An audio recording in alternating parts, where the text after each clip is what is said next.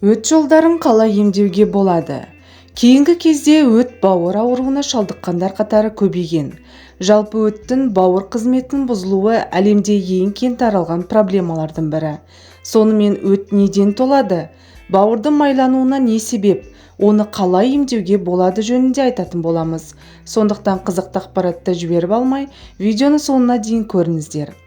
Өттің толуына бірінші себеп дұрыс тамақтанбау. Егер адам күніне 3 мезгіл уақытылы тамақтанатын болса, ағзада өт жақсы бөлінеді. Ал бұл мезгілді өткізіп алып, түнгі уақытта тамақтансаңыз, өт дұрыс бөлінбей ауру пайда болуы мүмкін. Өйткені ағзаңыз ол кезде асқазанға ас келетінін білмейді. Осының салдарынан өт дұрыстанбай, өт қалташасында үйіп тұра береді. Режим дұрыс болмағандықтан өт үйіп қоюлана бастайды. Осылай құмға тасқа айналып, адам өтін алдырып тастап жатады. Содан кейін түрлі торт, тәтті қуырылған тағамдарды көп жегеннен бауырды май басады, холестерин көбейеді. Мысалы, маргарины бар тамақтарды алайық. Түрлі печенье, шоколад жеп жатамыз. Оның құрамы пайдалы май емес, керісінше зиянды холестерин пайда болуына әкелетін маргариндер. Ол ағзамызға барған кезде дұрыс сіңбей, қорытылмай қалады. Қан тамырларымызға барып қатып, тоңмай сияқты үйіп қалады. Адам су нормасына да көңіл бөлу керектігін айтады. Сонымен қатар, мейлінше пайдалы майларды тұтынған жөн.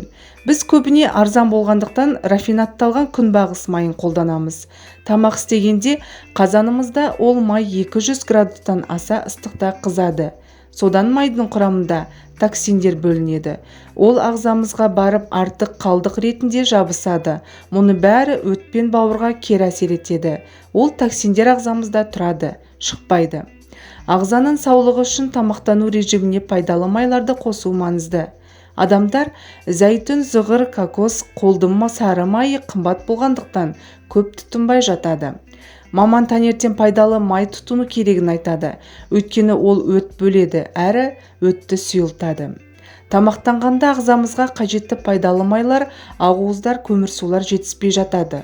Ұнды, сүтті, жалпы глютені бар тағамдар өттің қоюлануына алып келеді. Сосын қимыл қозғалыстың аздығы.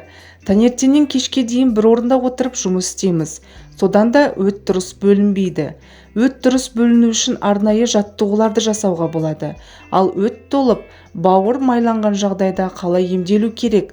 Ең алдымен режимді дұрыстау қажет. Уақытылы ұйықтауға тырысқан жөн. Бетке түрлі дақ шықса, шаш түсіп, тырнақ сынып, денеде жағымсыз иіс пайда болса, өт пен бауырда проблема бар деген сөз. Сол үшін тамақтану режимін сақтау керек. Уақытылы ұйықтап, уақытында тұрыңыз. Көбірек қимыл қозғалыс қажет. Пайдалы майларды тұтыныңыз. Рационыңызда көп мөлшерде ақуыз, күрделі көмірсу болуы қажет. Ал өтте тас болса, дәрігердің кеңесімен емдік дозада дәрі тағайындалады. Сонымен қатар маманның айтуымен тюбаж процедурасын жасап, түрлі минералды су арқылы өтті тазартуға болады. Құрметті достар, видео ұнаған болса лайк басып, каналға тіркеліп, қоңыраушаны басуды ұмытпаңыздар. Сіздердің оп-оңай болмашы әрекетіңіз бізді жаңа әрі пайдалы видео шығаруға шабыттандырады. Келесі кезекте қандай видео көргіңіз келетіні жөнінде комментарийге жаза кетіңіз. Аман сау болыңыздар.